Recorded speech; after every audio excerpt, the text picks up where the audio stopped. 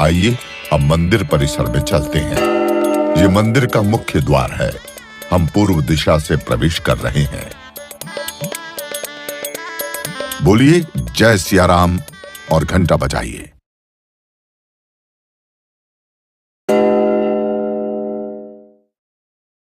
सामने श्री राम लला का मुख्य मंदिर दिख रहा है।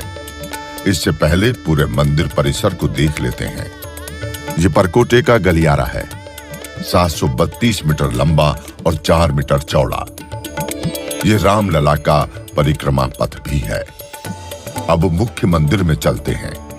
हम मंदिर पहुंच चुके हैं सिंह द्वार पर। यहां से सीधा देखिए, आपको गर्भगृह के बाहर की झलक दिख रही होगी। इस मंदिर के सभी स्तंभ और आकृतियां राजस्थान से लाए गुलाबी पत्थर के बने हैं।